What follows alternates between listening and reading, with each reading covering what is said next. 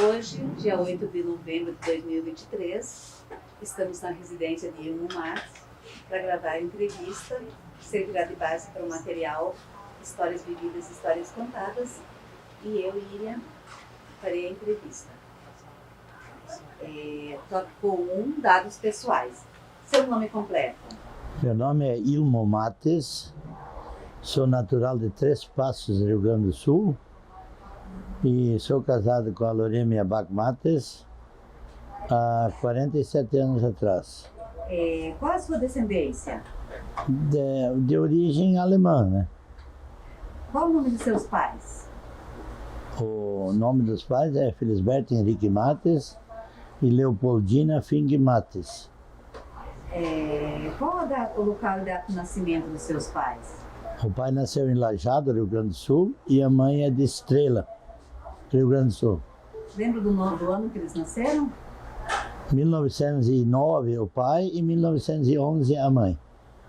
Onde eles casaram? Em que ano? Eles casaram em Vila Séria, no município de Lajeado, na época. O ano bem certo eu não me lembro. Eu sei que o pai, quando ele era casado, ele foi convocado para o serviço militar, ele já tinha um filho, que era o Aldino Matos. Aí ele ficou 14 meses no quartel de Santa Maria, na cavalaria de Santa Maria, e quando ele chegou em casa, nem o próprio filho não conheceu ele, porque não conhecia, né? Não veio para casa nesses 14 meses. Quantos filhos eles tiveram? 8 filhos, 4 filhos homem e 4 filhas mulher. Qual o nome deles, do mais velho para o mais novo? Vou tentar dizer o nome completo, se possível. Aldino Matos, Irena Matos, Elídia Matos, Elzira Matos, Hélio Matos, Lauro Matos, Noeli Matos e Ilmo Matos. Eu sou mais novo. Onde o senhor nasceu e em que data? Eu nasci no município de Alto Evanô, município de Três Passos, no dia 26 de 6 de 56. Qual o seu estado civil? Casado. A data do seu casamento? Foi dia 11 de dezembro de 1976. E onde foi o casamento? Foi aqui no distrito de Aparecidinha do Oeste, que hoje é Itaipulândia. A cerimônia foi realizada debaixo de um pé de cinnamon, porque não havia igreja ainda. Qual o nome da sua esposa, completo, inclusive solteira? Lorêmia Bach Matos. Quantos filhos e o nome deles completo, do mais velho e do mais novo? Nós temos a Loriane Matos, que é a mais velha, daí tem o Igor Matos, e daí tem uma falecida aí no meio, que é Luciane Matos, que viveu 11 horas só, e daí tem o Ilonei Matos. Com quantos anos o senhor veio para a região? Eu vim a primeira vez, eu tinha 16 anos. Aí nós fizemos uns barracos aqui, e daí eu voltei para Planalto, na casa dos pais, para mais tarde, em 71, para trazer eles para cá. Antes de vir morar para Itaipulândia, a família do senhor morava onde? Em Santa Cecília, município de Planalto. Estado? Paraná. Qual era a atividade econômica que a família tinha em Planalto? Agricultura. Quanto tempo a família morou em Planalto antes de vir para cá? De 64 nós saímos do Rio Grande e daí viemos morar em Planalto até os 71. Lá em Planalto, na agricultura, moravam e trabalhavam todos juntos na mesma propriedade? Não, só eu, os outros já eram casados, todos. Eu estava junto com meu pai sempre, e a mãe. A família tinha propriedade própria, era arrendada? Em Planalto tinha propriedade própria, nós plantávamos de tudo um pouco, soja, milho, trigo, arroz, batata, mandioca, o que um agricultor Qual que era o tamanho dessa propriedade em Planalto? É na base de uns 3 alqueires, mais ou menos. Quando o item 3 da migração, qual foi o motivo para o senhor vir para a região de Itaipulândia? É porque o meu irmão já morava aqui, o Hélio Mates, e daí aqui nós via um futuro. Daí então o pai já tinha vindo olhar um ano antes, e daí ele gostou bastante, e daí nós optamos para vir morar para cá. Daí veio o seu pai e sua mãe também vieram? Vieram. Assim, quais eram as informações que tinha sobre o local? A informação que tinha aqui, porque era uma terra muito boa, em termos de agricultura e lugar plano, né, terra vermelha. Então nós optamos então para vir aqui, mas o pai não possuiu terra mais aqui, ele foi morar na chácara dos filhos. A propriedade em Planalto foi vendida? Foi vendida. E o senhor comprou a propriedade aqui ou não? Só depois que eu me casei. A propaganda, o que vocês ficavam sabendo sobre as terras aqui de Itaipulândia, mas era parecidinha. Como é que ficaram sabendo lá? Através de rádio, muitos conhecidos que já moravam aqui na época, né? Uma região de muito rico em agricultura, né? Que o que se plantava aqui dava, né? Em tudo que é sentido. E com relação à situação legal da terra, posse ou era escriturado? A família sabia dessa condição? Sabia que era tudo terra de posse.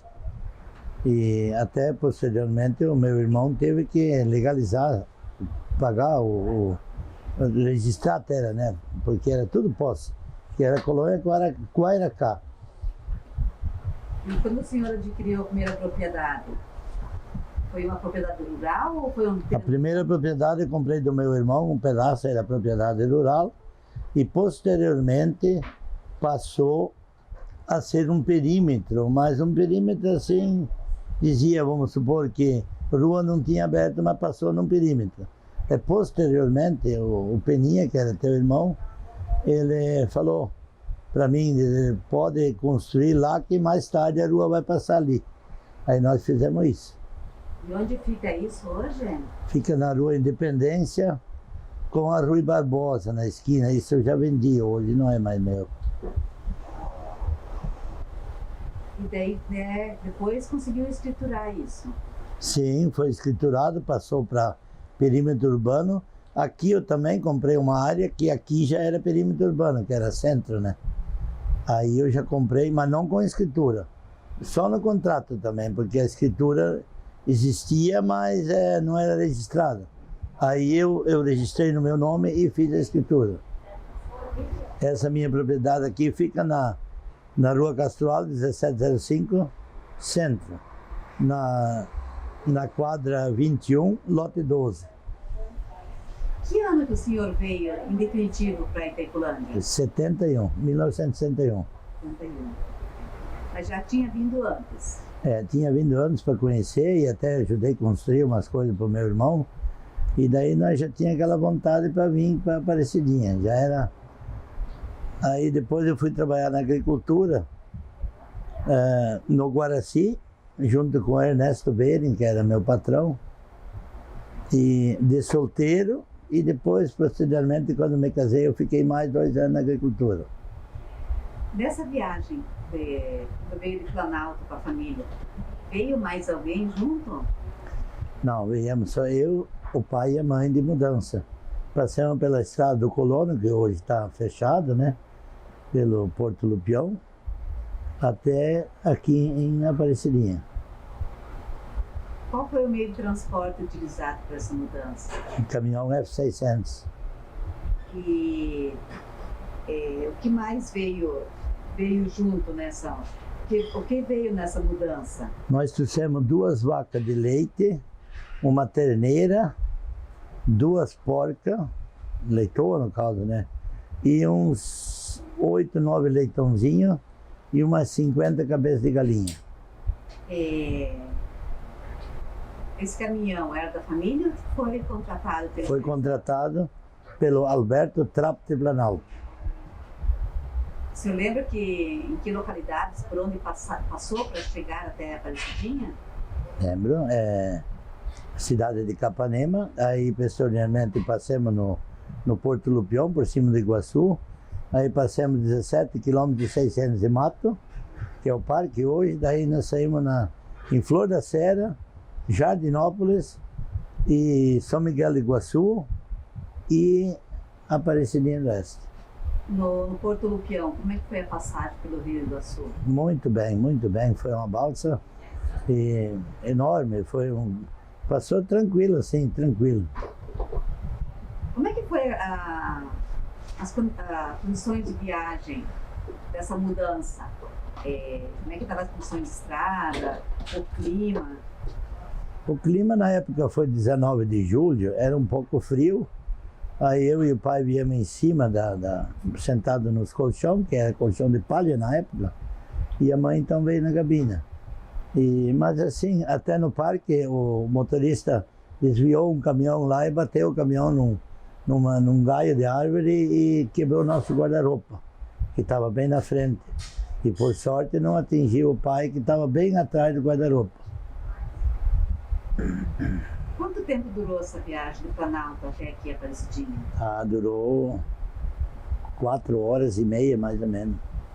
Porque não deu para andar muito, porque era uma mudança grande com os porcos e as vacas, e a terneira e galinha. Aí foi mais devagar, na época não corria muito. Umas 4 horas e meia, com certeza. Além do que aconteceu com a questão da árvore lá, teve algum outro contratempo na viagem? Não. Não precisaram fazer alguma parada para pernoite? Não, pernoitar não, só fazer uma parada para nós tomar água e comer alguma coisa. Aí foi dado água para as galinhas que estavam sem, e assim foi. Mas além dos animais que o senhor citou, o que veio mais junto em termos de imóveis e instrumento de trabalho? Sim, veio então o guarda-roupa, o guarda-louça, veio 2 camas, a mesa, as cadeiras, fogão a lenha e umas 3 ou 4 enxadas, 3 foices e mais máquina de plantar, daquelas manual, né? Máquina de plantar, e veio semente de soja, milho e arroz, nós trouxemos, feijão, isso veio tudo junto. E árvore, tipo assim, bergamota, laranja, mudas, né, para replantar aqui. Como era ainda a paisagem aqui da Aparecidinha quando vocês chegaram em 71? Muito mato. Existia a serraria que era dos Walker lá na saída para Missal, mas era no meio do mato. Morava poucas famílias aqui. Nestor Peterson morava, o Ernesto Belli morava. Tinha uma serraria aqui embaixo, onde é que hoje não existe mais, ali perto do Guaraci ali. E o Lutário Rendes morava lá no meio do mato. E então aqui tinha umas 8, 10, 12 famílias mais ou menos aqui. Umas 4 boliches de boteco, e tinha um armazém que era o Dilo, o seu Dilo Jones, e um posto de gasolina do primo, mas ele na época não tinha, só tinha gasolina e nem diesel não existia no primeiro tempo, só gasolina. E daí depois foi ajustando tudo. O senhor lembra da data da chegada? 19 de julho de 1971. Foi de manhã, à tarde? Nós chegamos aqui à tarde, eram umas 2h30, 3 horas da tarde por aí. Quando chegaram aqui, onde se instalaram? Nós fomos morar pertinho da que hoje é a prefeitura, hoje é o mercado Justen, bem ali. Ali tinha uma casinha de madeira na época. Estrevaria, chiqueiro de porco, nós já tínhamos feito tudo. Já era da família. Já era dos filhos. Eu tenho Noeli Gross, Hélio Mates, Aldino Mates e Lucas Wittheimer. Como é que era esse local, a casa? Consegue descrever a casa, assim, mais ou menos o tamanho, quantas... A casa era tinha? A casa era 5x6 de madeira, não tinha forro na casa, com 2 quartinhos repartidos e sala-cozinha junto. E uma areazinha onde nós tínhamos lavanderia. O banheiro era, não existia banheiro que nem hoje tem, era com um chuveiro de pendurar, de lata. Aí a gente enchia de água para tomar banho ali. E um poço de 22 metros de fundura, onde nós puxávamos água na manivela para fora. Moraram muito tempo nessa casa? 8 anos o pai morou ali, mas com 6 anos eu morei junto, daí com 6 anos que eles moravam aqui eu me casei. Mas o pai ficou morando ali até ele falecer. Já havia moradores nas proximidades, consegue lembrar o nome de algumas famílias? Sim, existia morando na época a Talipe Walker, não muito próxima, mas a gente naquela época, 500 metros era vizinho, ou mais longe ainda. E Alvício Royer, que já são falecidos hoje, Francisco Walter e a família Corradini. E qual é o outro, não me lembro. O dentista, o Carlos, que era chamado de Carlos Dentista. E aqui mais para baixo morava o João Casmizar, que era o dentista. O dentista Carlos, ele já era casado na época? Casado. Ele tinha 2 filhos pequeninhos.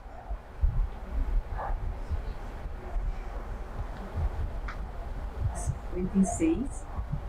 Então a primeira moradia então, já estava construída quando vieram, né? Já explicou a localização, também falou como que eram os detalhes. A questão da água era poço e a luz. Luz não existia. Nós estávamos morando aqui mais ou menos 4 anos, daí veio a energia elétrica, mas o pai não tinha botado ainda. Era na base da lamparina, mas já tinha energia elétrica, mas no centro aqui já tinha.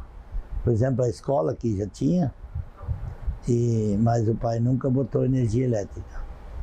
A questão de banheiro, o senhor já citou que o banho era no chuveiro de latão. E o vaso, como é que isso funcionava? Era patente de madeira, chamava-se patente.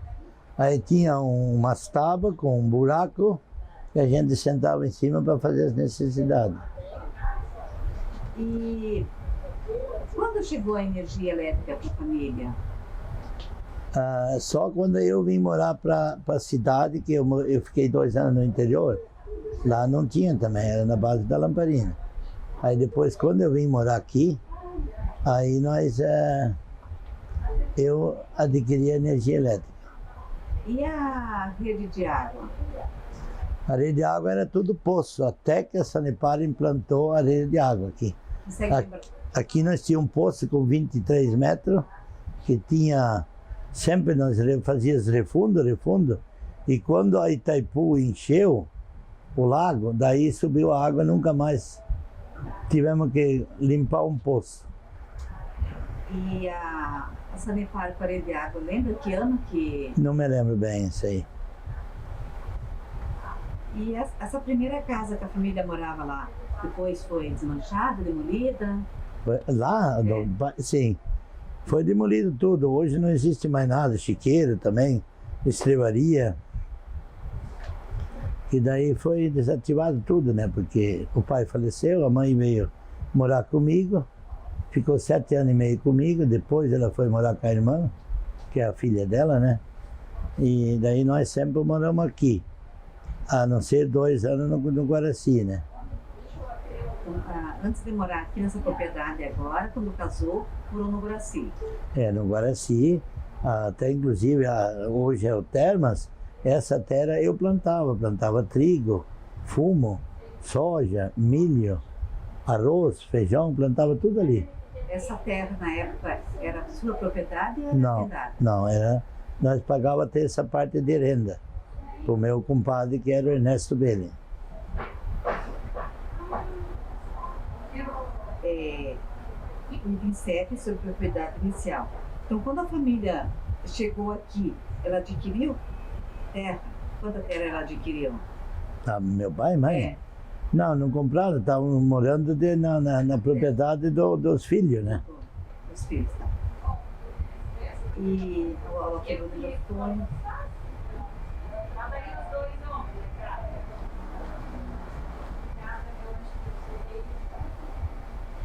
E para fazer no começo a senhora citou, era posse, né? As terras. Como é que foi o processo de legalização das propriedades, dos lotes, das terras? Daí veio o Gremensor, né? Mediu todas as propriedades que tinha e daí foi iniciada a documentação através da Dona Vanilda, que era escrivã aqui na época, né? E depois nós fomos para São Miguel do Iguaçu, lá para fazer fazer o registro, né? Os títulos e coisas.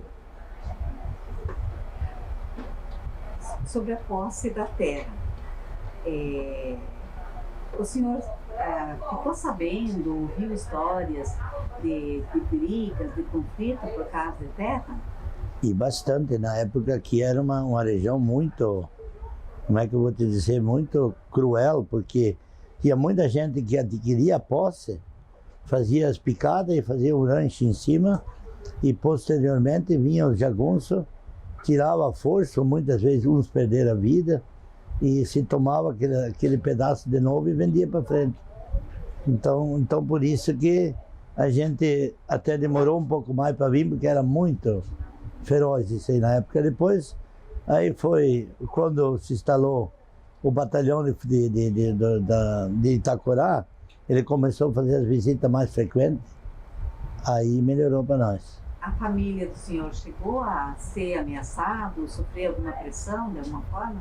Não, assim, não, mas a gente já estava sempre de portas trancadas à noite, do rancho mesmo, porque era muita gente a cavalo já com cedo, né? Mas assim, posteriormente, nós não sofremos ameaças.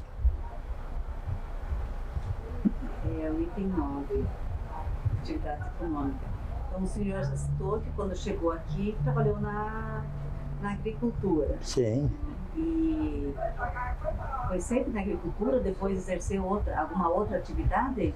Tá, enquanto que eu estava até os 2 anos de casado na agricultura, nós plantamos, eu e o pai plantamos 4 alqueires de terra do seu Atalipe Fight, que é hoje onde é a prefeitura, essa terra era dele, e nós arrendamos aquela terra, entregando a terça parte. E depois o pai, daí quando me casei, o pai continuou plantando a chácara e uns pedacinhos dos filhos. E daí quando eu fui morar então no Guaraci, eu fiquei, como é que se diz? Eu trabalhava por minha conta própria, né? E quanto tempo ficou na agricultura? Depois de casado, 2 anos. Daí depois que atividade exerceu? Daí eu vim, a mulher veio para cá, ela foi trabalhar no colégio aqui, de zeladora, e eu fui trabalhar num beneficiamento de madeira, que era do seu Flávio Litt, daí na época. Edio Litt, que tinha limitada. E depois, quando essa serraria foi indenizada, aí eu fui trabalhar no posto de gasolina do Alto Posto Baltur, que era do Kiko na época. Daí eu trabalhei de borracheiro, lavador e entregador de óleo diesel. E depois o posto foi vendido 2 vezes e eu fiquei as 2 vezes. Com esse senhor, o René Paulo, eu trabalhei 18 anos e meio com ele. E daí depois eu fui para cerâmica, comecei a trabalhar como chefe de serviço na cerâmica, em queima de tijolos e a manutenção das máquinas, onde eu também sofri um acidente por uma máquina ligada por ele, e onde eu fui moído os pés. E daí posteriormente eu comecei a puxar argila para a cerâmica, Aí eu fui no caminhão, daí eu comecei a trabalhar com caminhão já por causa do meu problema que eu tinha para dificuldade para caminhar. E daí eu fiquei trabalhando 5 anos na Associata como motorista e depois nós compramos o caminhão, eu e um genro meu genro aqui, e começamos a trabalhar autônomo daí motorista. Daí eu abri uma firma, prestei serviço para a prefeitura, daí já tinha passado, era município aqui, Itaipulândia, né? E daí nós fomos puxando argila e terra e cascalho e tudo que tinha direito. E aonde compramos mais um caminhão e mais uma máquina depois, uma reta escavadeira. E daí eu fui trabalhando até 6 anos atrás, quando eu fiquei doente do meu problema no coração. Daí eu vendi a minha parte e construí kitnet aqui na minha propriedade. E atualmente o senhor não está em atividade? Eu estou aposentado, faço alguns servicinhos aqui na minha chacrinha aqui. É o que eu posso fazer, né? As plantações no início, que o senhor já falou que trabalhava por conta própria, o que plantavam era para consumo ou também era para vender? Era para vender. Nós plantávamos fumo, eu plantava na base de 20 a 25 mil pés de fumo, entre o comum e o burley, e plantava soja, e trigo e milho. E daí a mandioca a gente plantava para o consumo, porque nós tínhamos porcos também, e uma vaca de leite eu tinha. E então o que sobrava a gente vendia. Desse trigo, o trigo eu vendia tudo, fumo também, e soja também, e milho, o que os porcos não precisavam eu vendia um pouco. E também tinha criação de gado? Não, só uma vaca eu tinha e acho que uns 9, 10 porcos. Nessa propriedade tinha árvore frutífera já, ou plantava? Já tinha arvoredo que era do meu patrão, inclusive até um arvoredo bem grande em cima, que ele, quando ele veio, ele plantou esse, já estava produzindo. E daí nós fomos morar numa casa nessa propriedade. A casa era 4x5, coberta de zinco e sem soalho, e sem repartição, chão batido. O senhor chegou a plantar hortelã?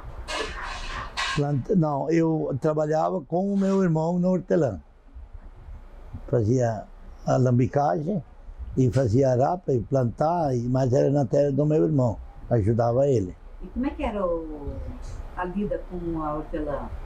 A hortelã era uma lida assim, né?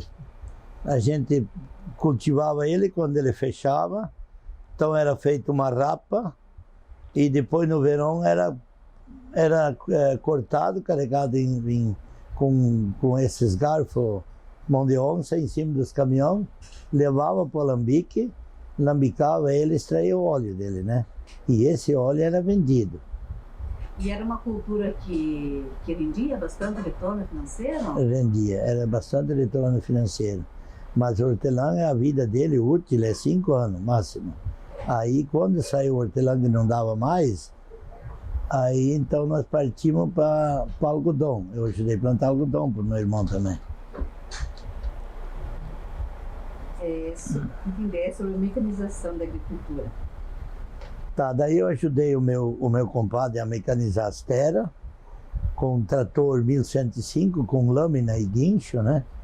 Aí os tocos que nós conseguíamos arrancar, nós arrancávamos com o trator, carregava em cima de um caminhão de plataforma, levava nas leiras, queimava, e daí posteriormente nós juntávamos as raízes pequenas, jogávamos em cima de um caminhão para levar para fora. O que eram as leiras? Leira era enleirado ao toco, lenha, raiz, o que sobrava, para limpar as terras, para mecanizar ela, para trabalhar com máquina. Monte de resto de madeira, onde era queimado tudo para virar cinza, que era a única maneira de nós eliminar isso. Aí eu comecei a passar o pé de pato, grade, ajudei a plantar com máquina, daí com caminhão, né? Não chegaram a financiar algum tipo de estoque, alguma coisa? O meu patrão financiou muito isso. Financiou trator, um carretão agrícola, né? Isso ele financiou na época. E tinha muitas empresas, o proprietário de máquinas específicas para fazer a destoca? Ah, tinha. Tinha trator de esteira, mas nós não tínhamos trator de esteira, então nós fazíamos o que dava com o trator 1105, que era com lâmina e guincho, e o que sobrava nós botava fogo em cima de toco e queimava até dentro do chão. E muitos tocos até ficavam, que nós não conseguíamos arrancar, aí ficava na lavoura e daí nós tínhamos que plantar em roda. Quais eram os principais tipos de árvores que tinha aqui na região? No mato? De árvores. Cedro, marfim, canafriça, ipê, que é o chamado lapacho, cabriúva, canela, alecrim, soita-cavalo, e tajaúva, grápia. Essas árvores eram tudo nativas daqui. O senhor chegou a ajudar a fazer desmatamento de pedaços que estavam assim ainda virgem? Sim. Como é que ele é feito? Aí nós pegava, roçava primeiro o mato, né, até numa altura, deixava as árvores livres e as pequenininhas nós cortava tudo a machado e serrote, e as grandes nós fazia, até que veio a motosserra, o primeiro ano nós fazia tudo a mão, derrubava com machado e o serrote aquele vai e vem, o trançador, né. E depois, quando o meu patrão comprou a motosserra, aí nós derrubava com a motosserra as árvores. E o que era feito com a madeira que era tirada? A madeira que era tirada, a pastora grossa era levada na serraria e feito madeira para construção, né? Construía galpão de fumo, que a maioria era madeira quadrada, né? E as madeiras mole, que não ia para construção, era queimado, lenha para o consumo, para a gente. Assim era até eliminar. Esse trabalho todo era feito pela própria família? Própria família e os peões, os empregados que o meu patrão tinha, que morava mais gente do que eu nessa propriedade aqui no Guaraci. Na época que estava na agricultura, o senhor chegou a participar, está vinculado a alguma cooperativa? Não, era tudo no nome do meu patrão. Então ele entregava as coisas e daí nós ganhava por ele, pago por ele. Item 11. Quando vocês chegaram aqui, ouviram falar alguma coisa sobre presença indígena no território de Teplândia? Vimos falar que no INCRA, que era chamado no INCRA na época, ali existia indígenas, né? E até hoje tem. E sobre Paraguai, os trabalhadores, mão de obra paraguaia, chegaram a ter contato, ouviram falar também? Vimos falar, mas aqui na época, quando nós chegamos, não tinha, porque era muito mato, então, como tinha presença indígena no mato, a gente não entrava muito, ficava respeitando isso. Qual que era assim, a visão, a imagem? O que você falava sobre os indígenas na época? Nós gostávamos que eles estivessem aqui, porque na época essa terra, no caso, era deles e nós respeitávamos muito, né? Porque era o direito que eles tinham. Então, aos poucos, eles mesmos foram se retirando, foram ficando diminuídos, né? Item 12. No dia a dia do trabalho, da família, vamos falar depois já do senhor casado, como era organizado o dia de trabalho do homem, da mulher? Ali eu levantava às 6 horas da manhã, tratava meus bichos, daí a mulher fazia o servicinho, botava a mandioca a cozinhar e o feijão, e daí nós pegava uma caixa que nós tínhamos feito, botava a Loriane, que era nascida, dentro e levava junto para nós. Ela ia de manhã até umas 11 e pouco, daí ela vinha em casa e terminava o almoço. E eu, quando chegava 12 e meia, eu almoçava, daí eu tratava os bichos, não era feito descanso. Eu, na hora de meio-dia, daí 1 e pouquinho já ia trabalhar de novo. Daí eu trabalhava até às 6 horas na lavoura para mim, e às 6 horas eu pegava o trator do meu patrão e ia puxar, fazer gradear ou passar o pé de pato preparando a terra, aí eu ganhava por hora. Daí eu trabalhava até 11h30, meia-noite, daí eu vinha para casa. E como é que era a organização da Lorênia para sua esposa nas atividades de casa? Lavar roupa, limpar a casa? Era tudo no tanque do corgo, passava um corgozinho, daí nós tínhamos um tanque bem grande, cortado com pau de canafrista oco. Aí nós cortamos ele assim, fizemos um tanque, daí tinha a plancha em cima, e daí eu fiz os cortezinhos com a cera para ela ficar rupiadinho para poder esfregar a roupa, ela lavava ali a roupa. Muito empresa. Qual era a base da alimentação da família no começo, quando vieram para cá? Era mandioca, arroz, feijão, massa, e daí nós tinha porcos, nós ganhava porcos, às volta e meia, e daí era a base de banha que nós mesmo tinha. Às vezes nós matávamos um terneiro, essa era a nossa alimentação. Cultivavam horta também? Sim, sempre tinha uma hortinha onde que tinha as hortaliças que a gente precisava. E os alimentos básicos como sal, farinha, onde que a família adquiria? Nós comprávamos na Casa do Comércio aqui, que era o Dilo Jones, na época, e depois, posteriormente, a Orlando de Souza, que tinha outro mercadinho, então nós comprávamos ali. Nós comprava sal, farinha e querosene, porque nós não tínhamos luz elétrica ainda então. E outros utensílios, tipo faca, panelas, equipamento de trabalho, onde que eram comprados? Era no Dilo Jones também, que ali ele tinha de tudo, é um armazém completo. Ali tu comprava facão, faca, foice, enxada, e daí nós precisávamos para cortar hortelã, o censo, né?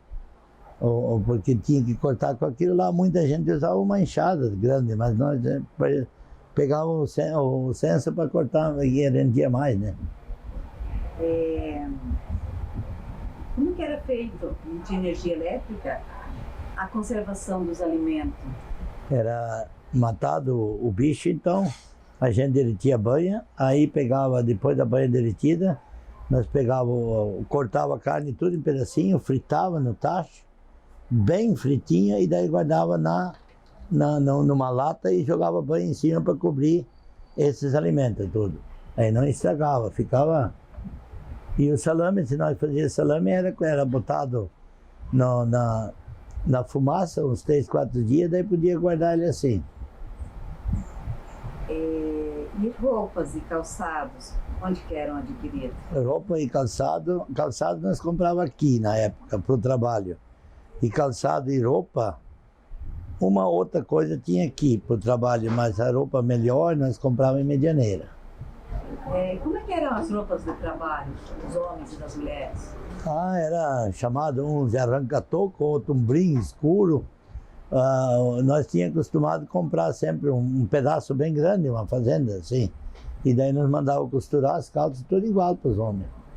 E camisa era tudo a base de como é que eu vou dizer, um brim forte, né, para aguentar.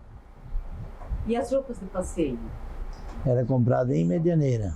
E no São José de Tavó tinha a Casa Matos na época, ali tinha algumas coisas para a gente comprar.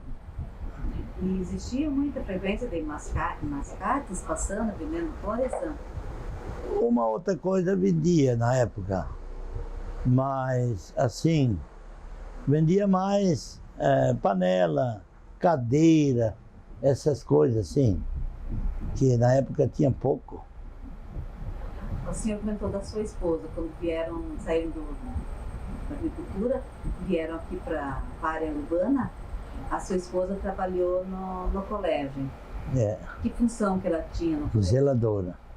E que ano que a sua esposa veio para Idecolândia? Ela veio em 73 ou 74, ela veio 2 anos depois de eu. 73, acho que foi. Ela veio depois? E no colégio ela trabalhou muito tempo? 15 anos. Daí ela se aposentou ou saiu antes de se aposentar? Não, daí ela trabalhou em limpeza de casa, várias. vários lugares, que limpava loja e casa, e daí ela pagou mais um tempo das coisas dela, e daí ela se aposentou agora, já faz acho que 4 anos que está aposentado, 5. 2014. Quais eram as formas de lazer, de divertimento que tinha na época? Era futebol de campo, e aí tinha a Sociedade de Damas, 19 de julho. Até foi inclusive a data que nós viemos, ganhou 19 de julho, onde nós construímos esse clube de madeira. E daí nós íamos alguns bailes, trabalhava, daí depois começou a sociedade ficar mais forte. Aí nós tínhamos tiro alvo, bolãozinho, e alguns bailes de damas saía, aonde que eu sempre trabalhava, de porteiro de baile, né, 15 anos. Ah, tinha os bailes de damas. O que esses bailes tinham de diferença dos outros bailes?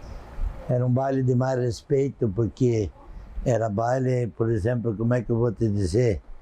Era assim uma sociedade, que não era permitido, nesses bailes não era permitido mini saia, essas coisas assim, que hoje está mais liberado. Na época não, tinha que ter, podia vir de shorts, de slack, um vestido, mas não um vestido curto demais. Não. E os homens não podiam entrar com bermuda, e muito menos usar boné.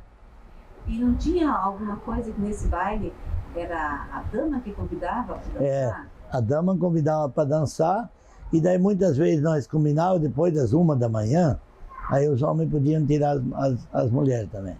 Mas nem todo baile era isso. Se era a comunidade que decidia o baile inteiro, as damas têm que tirar, era o baile inteiro, era respeitado. O senhor chegou a fazer caçadas? Caçar? Caçada não. Nós às vezes ia armar umas aripucas, mas daí o que eu fazia bastante é pescar. Pescava aonde? Em que rio? No Rio São João, aqui no Rio Cuí, na fazenda Passo Cuê, onde ele entrava no Paranazão.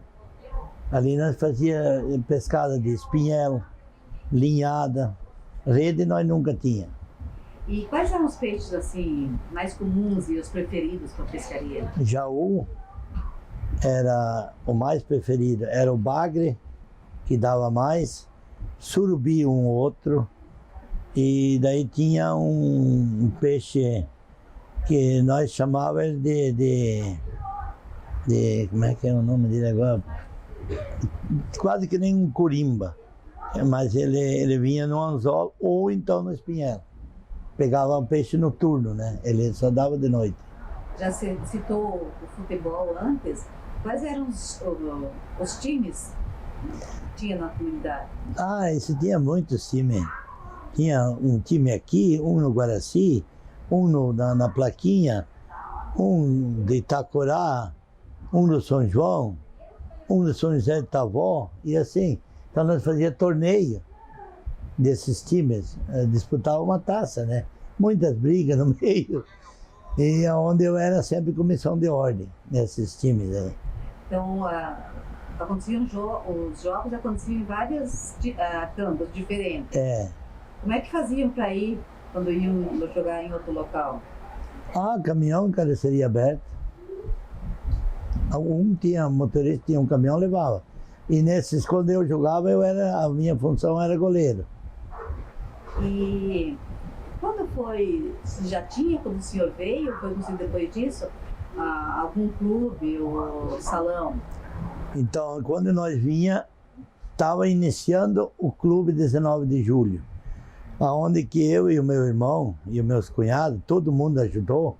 Aí nós puxamos tora, carregava em cima da carroça, levava na serraria e mandava cerar, madeira quadrada, tábua. E daí nós construímos o primeiro clube de madeira, 19 de julho, com um salão de mola. Era feito em cima de mola de caminhão. Nós botava 6 molas, duas e duas, na pista de dança. Então quando enchia o salão, ele vibrava, né? Isso foi em que ano? Isso foi em 77, 75, 76, 77. E as mulheres? Qual que era o passatempo delas, o lazer delas? Um bolãozinho.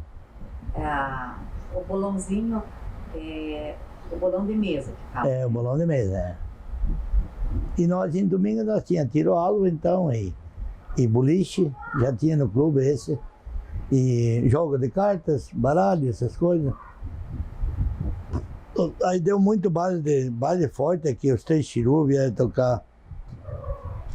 Os Montanari vieram. Vários conjuntos grandes, fizeram baile de chopa aqui, e outros bailes saiu. E para as crianças, qual que era o passatempo preferido delas? O que elas costumavam? As crianças brincavam para tudo que é lado, onde tinha uma propriedade, um gramado, nos potreiros, balanço de corda que a gente fazia, futebol, caçador, brincava. E esse era o brinquedo das crianças. E daí nós levávamos no baile, quando dava sono, deitava ali, tinha a cama no colchão, jogado no chão, né? 2015, a família já possuía rádio? Já, rádio a pilha. E lembra que emissoras que eu via?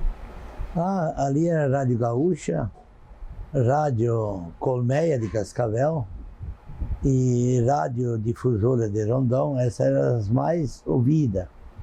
Então, e daí para nós escutar o jogo era Rádio Gaúcha e Rádio Farroupilha de Porto Alegre. E a televisão?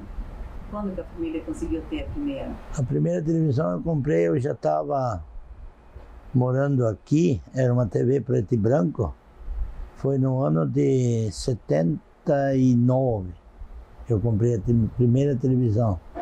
Lembra quais eram os canais que conseguia assistir? Bandeirantes, Globo, TV Naipi não tinha, TV Tarobá, depois foi, daí pegava, só que era tudo, não era digital que nem hoje, era tudo analógico, era chuvisco que Deus o livre. Item 16, sobre os bailes e casamento. Onde foram realizados os primeiros bailes? Os bailes Bailes? Tinha baile só no clube? Tinha algum outro local que teve baile antes? Sim, aí tinha o salão do seu Germano Renck aqui, que dava baile, daí depois foi desmanchado, mas aí dava baile, ali até morreu, né, Taborda aí, que foi baleado nesse baile, daí o velho ficou com muito medo, aí depois desmanchou, não teve mais baile, e às vezes uns clubezinhos de mães por aí que tinha, e a maioria era todo baile no clube mesmo. E os músicos? Quem que eram os primeiros músicos que tinha por aqui? Os músicos aqui da região, na época não tinha, vinha de fora. Vinha da Nubia Azul, de Criciúmal. Depois aí surgiu as primeiras bandas daqui, eram os Vibrantes, que a gente se lembra assim. Daí vinham os Mirim, Três Chiru, Montanari, os Farrapos, um monte. E como é que eram as festas de casamento no início? As festas de casamento no início eram feitas assim, que nem a minha. O meu casamento era aqui, né, na casa do meu sogro. Ali nós fizemos a festa de casamento, onde é que o pastor veio e deu a bênção para nós embaixo do pé de Cinnamon, porque não tinha igreja. E o item 17, como é que era a relação com os vizinhos? Muito boa. Os vizinhos, naquela época nós se visitava. E depois, como é que a cidade foi crescendo, a vila, né? Aí foi deixando essas coisas para trás. Hoje ninguém se visita mais. Quando se visitavam, faziam o quê? Tomar chimarrão? Tomar chimarrão, jogar pipoca, comer pipoca, às vezes cueca virada, e falava, às vezes chamava o vizinho para ir pescar, e assim ia. Às vezes jogava bola, e assim vai. E faziam mutirão para fazer alguma atividade, colheita, de mata? Sim. Era feito bastante mutirão. Aí chamava os vizinhos, Isso principalmente quando eu estava na agricultura ainda. Aí chamava, às vezes, para fazer uma roçada de mato, ou derrubar um mato, ou fazer uma colheita, que era na época, era feito manual, a colheita de soja, né? Cortava soja com foicinha e coisa, mantuar e trilhar com trilhadeira. Então isso era chamado, às vezes, muitas vezes, mutirão. Item 18, sobre a educação. Quando o senhor veio, já tinha escola ali onde ela estava localizada? Quando nós viemos, a escola era aqui, por lá debaixo do Bolão do Pires, até que hoje o Casparim, por lá debaixo, tinha a escolinha e a igreja católica. Aí, na época, nós não tinha criança ainda. Aí depois foi arrancada essa escola e a igrejinha foi vendida e construíram aqui. Aí a escola já é estadual e a igreja com o pavilhão, mas o pavilhão já foi distinto, isso aí era de madeira. Daí as crianças começaram a ir na escola aqui. O senhor lembra quem eram os professores naquela época? Ei, mãe? Até só se lembrar, senão... Tá, era Plácio, professor Plácio, era a professora Amélia, eu não me lembro mais agora, tantos professores. O professor José, professor Vendelino. Quando seus filhos começaram a frequentar a escola, já era aqui na frente? Sim, sim, sim.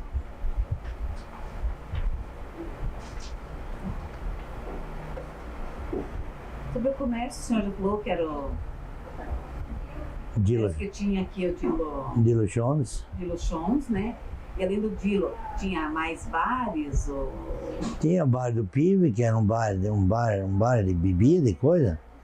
E aí tinha mais uns botequinhos, que, o Bolão do Pires, que era um bar também.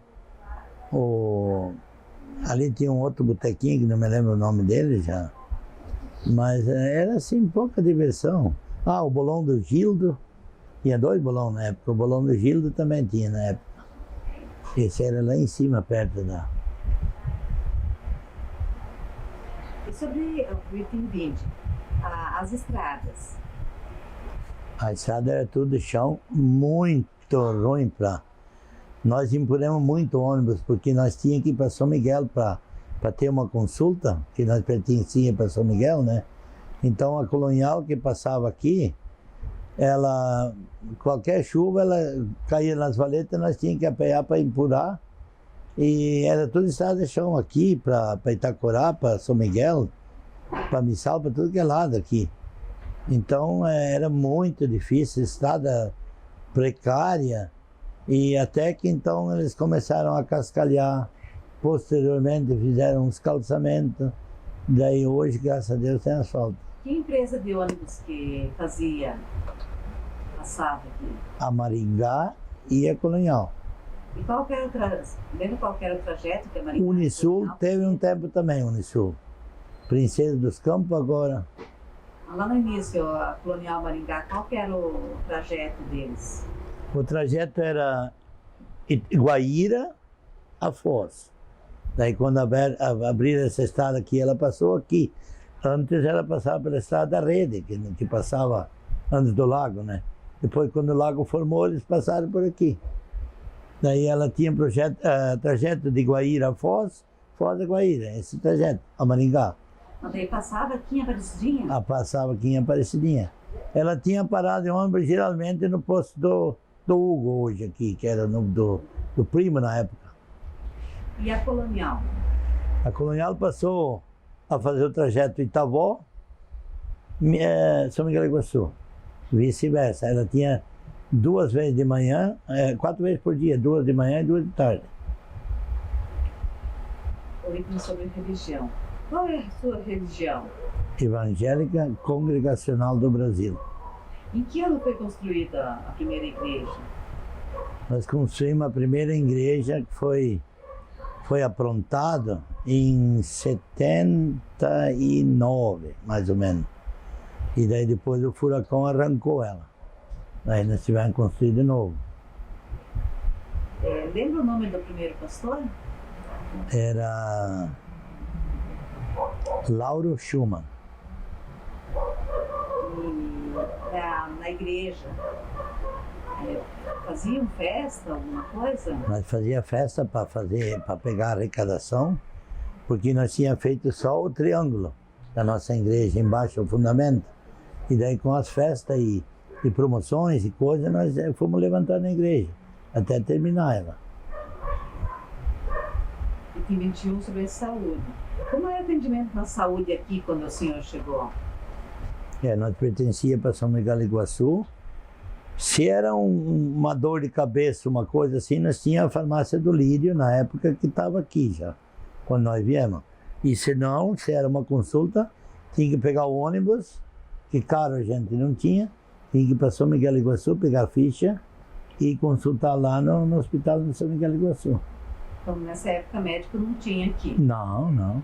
E o primeiro hospital, lembra quando foi construído e onde ficava? Aonde fica hoje, foi construído o hospital onde está hoje ainda.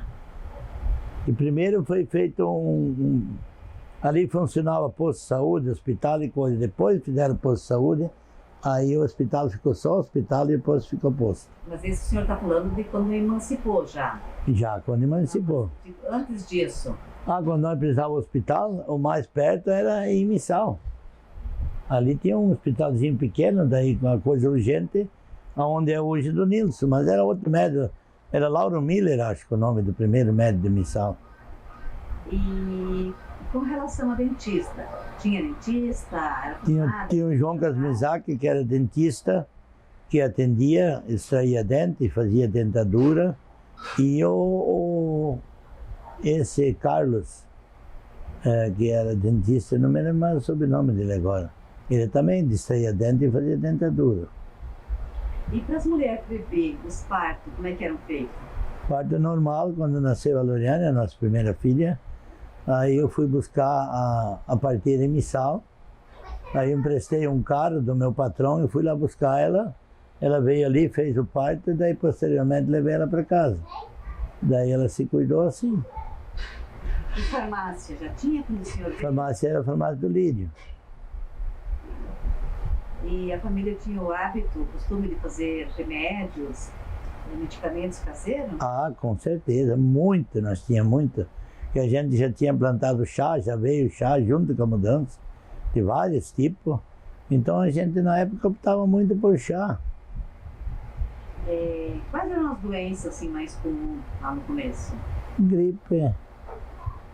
Não se via falar nada em dengue, essas coisas, ou febre amarela, essas coisas, não tinha nada. Eu pegava às vezes uma gripezinha. E havia muito ataque de bichos venenosos, peçonhentos? Aranha, tinha na época uns escorpião, cobra bastante. Tinha cascavel, tinha muito aqui e o urutu cruzeiro e outro. Chegou a acontecer algum acidente com alguém da família? Não, nós nunca fomos mordidos de cobra, mas algum susto. Em 22, como era feita a segurança pública, policiamento, quando o senhor chegou aqui?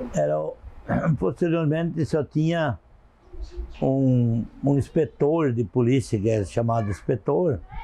Aí depois, então, quando o batalhão de Foz de Itacorá veio passar aqui, aí ele fazia batida de noite. Eles chegavam com uma picape cheia de milico, e daí ele fazia as batidas, revista na turma. E quem estava armado era tomada a arma, e desde faca e revólver, às vezes facão, e muitas vezes levava junto, e senão às vezes só tomava as coisas e mandava embora. E quem exercia essa função de inspetor? Era o Dorinho Carvalho, Angelim Bolandel, esses eram os dois. E tinha cadeia pública? Tinha depois um bionguinho aí, mas aqui não tinha, ia para Itacorá na cadeia. No início, quando o senhor veio, era comum as pessoas saírem armadas? Era comum. Eu mesmo usava faca direto, só revólver não. Mas era comum as pessoas saírem todo mundo armado, com facão, faca, e assim vai, sabe? Porque era costume na época. E acontecia muitos crimes, brigas, desentendimentos? Assim, existia muita peleia de soco e paulada e essas coisas. Às vezes um puxava a faca, faqueava um e coisa, mas aí era mais ralo daí. E qual eram os motivos principais para essas brigas? O motivo disso aqui muitas vezes era por causa de bebedeira. Aí ficava tudo fácil e ciúmes às vezes e assim vai. Às vezes por causa de uma bola, por causa de um jogo de futebol que o juiz não dava um pênalti, o outro ficava tirando sarro, já que eu dava briga. Isso dava muito. O item 22, emancipação. Quando que tiveram início as movimentações visando a criação do município? Então ele foi assim, nós se sentia quase abandonado aqui por São Miguel de Iguaçu, município mãe. Aí veio a Itaipu e com muitos royalties para São Miguel de Iguaçu e esses royalties não eram divididos para cá. Então o prefeito deixou de desejar aqui. E daí nós tínhamos um precário atendimento. Nós tínhamos um postinho de saúde aqui na época. Então o prefeito construiu, o prefeito de São Miguel de Iguaçu, mas era precário. Médico às vezes vinha, às vezes não vinha e assim ia. E daí nós se juntamos, eu, o Paulo do Posto, o Romeu Manteuffel, o João Kasmisaki, Basílio Tomás, Lotário Knopp, Miguel Baile e mais uns aí que eu não me lembro, Davi. Aí nós sentamos, fizemos uma reunião, o Hélio Bru, Peninha, o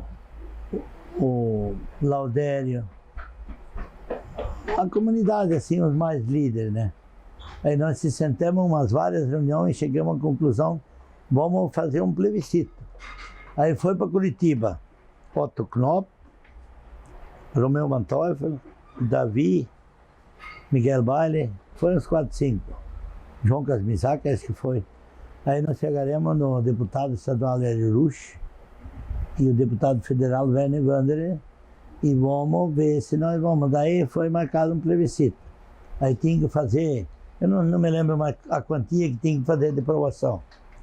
Aí nós tivemos a sorte de nós passar com 98,7 para a emancipação. E daí nós fomos encaminhando. Quando o Albino Bissolotti, que hoje é finado, soube, aí ele foi contra isso aqui. Ele não queria que fosse passar o município, que ele ia perder uma parte dos royalties, né? E daí, mas não teve mais jeito. Daí passou, foi marcado o dia da votação, daí já tinha passado por plebiscito, e daí candidatou-se a prefeito o Lotário Otto Knopp e o Miguel Baile, onde que nós, num bom senso, nós até queríamos que fosse não ter votação. Era para ser 2 anos do Lotário e 2 anos do Miguel, porque eram os dois mais cabeça. Aí o Vendelino Roy não quis, falou, não, nós somos do PMDB, nós temos como correr sozinho. Aí ele lançou o Miguel pelo PMDB e o Lotário pelo, acho que era o PDT. Aí o Lotário ganhou com 12 votos a diferença. Aí nós passamos então os 4 anos. Aí veio a surpresa, a fatia de royalties que nós ganhamos, que foi desmembrada, né, no município mãe. Aí o prefeito de São Miguel de Iguaçu, Albino Bissolotti, deu uma patrola velha para nós, 2 caçamba velho, uma Kombi velha e 2 Fusca velho. E uma reta escavadeira. Todo maquinário velho que tinha lá, ele passou para cá. Mas foi só despesa isso para nós. Só virou em despesa. Aí nós começamos a caminhar com as próprias pernas. E é onde que os royalties salvou nós, né? Valeu a pena emancipar. Valeu, meu Deus. Hoje nós não seria, o que seria de nós? Eu tenho questão também para pedir sobre a questão da Itaipu, mas aqui não foram indenizados, né? Não. Mas assim, o que é que a população falava quando ficou sabendo sobre Itaipu? Olha, no começo foi um caos, fala a verdade. No começo, quando o projeto Itaipu, isso aqui foi que nem ter um pé de flor e foi jogado água quente em cima. Parou tudo. Ninguém queria mais sair, ninguém queria mais comprar, todo mundo queria vender e ir embora. E daí foram indo, Itavó ficou abandonado, que o primeiro projeto de Itaipu aqui era para minha água. Aí depois então abaixaram lá, fizeram diferente, aqui então ia ficar uma ilha. Então o povo ficou muito amedrontado com isso. Imagina nós morar perto de um lago, e outros já duvidavam que aqui nunca ia vir água. Eu mesmo falei que se ali embaixo vinha água ia tomar tudo.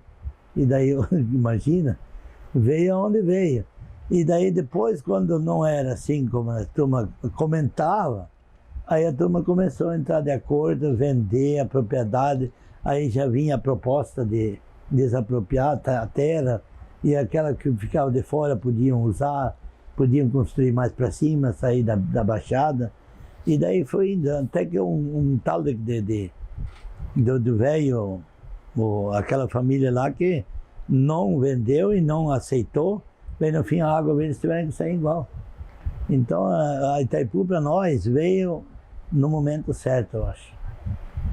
Então, Silvio, tudo está chegando ao fim, daí agora você me dá o espaço, se tem alguma história, algum fato que o senhor queira relatar, alguma história que marcou, algo relevante que aconteceu nesse período da vinda do senhor para Itaipulândia. Olha, o que eu tenho para dizer, eu só agradecer a Deus que me trouxe para cá na época que aqui era um lugar novo, um lugar de futuro, e eu não me arrependo até hoje de ter conhecido esse lugar aqui. E momentos que aconteceu bastante, assim que momentos bons e momentos difíceis também, era nós ter uma dificuldade grande, uma época que deu uma seca, aí nós não colhemos quase nada. Aí foi um momento terrível que nós passamos. Aí se não fosse um comércio vender fiado para nós, talvez nós ia até passar fome, né? Até que nós colhêssemos de novo. Aí o mercado aguentou. E foi um momento difícil, né, que a gente passou. E daí perdemos a nossa filha e a mulher quase morreu junto. Foi um momento que marcou muita gente, que eu já tinha perdido meus pais daí e tudo. E foi uma coisa assim que até hoje marteleia da gente, porque a filha nasceu com 3,1 kg, perfeito, parto normal, tudo. No outro dia eu cheguei no São Miguel de Iguaçu, no médico, as enfermeiras falaram: tua filha morreu de noite, tá morta lá no mar. Aquilo lá eu perdi o chão, imagina, né, porque estava somzinha e tudo, nasceu certo. E daí a mulher teve que se despedir lá, ficou internada, tive que vir aqui fazer o enterro. Não tinha cemitério, na época tinha que levar no Caramoru. Depois daí eu tirei o pai de lá e enterrei eles aqui de novo. Porque na época Itaipu indenizou todos os cemitérios em Roda, e aqui não tinha ainda cemitério na época definido. Tinha aquele da pracinha aqui que estavam tirando já. Então esse foi um momento bem que marcou a gente, sabe? Isso aí Mas fazer o quê? Aí o seu Armando, na época era taxista, o Armandinho Redman, me ajudou bastante. Ele trouxe eu aqui com um caixãozinho e aí eu não tinha dinheiro nem para pagar a corrida na época. Daí ele falou: não, o dia que tu tiver dinheiro me paga. Daí depois eu ajudei ele. E daí o momento do furacão. Esse foi, arrasou a metade da vida. Inclusive a minha casa que eu tinha aqui foi mexida. Não prestou mais, sempre tinha goteira depois, era de madeira. Aí eu tive que desmanchar ela. Daí eu fiz de material aqui, na época. Então esse foi o momento marcado mesmo. Mas então tá, Silvio. Obrigada. Eu agradeço. Já E... amo bastante seu tempo. Não, isso é um tempo precioso que nós temos para colaborar com o nosso lugar aqui, que isso precisa. Eu agradeço, Ilha, para a tua atitude que tu teve de fazer isso aí. Isso é muito marcante, nós divulgar o nosso lugar.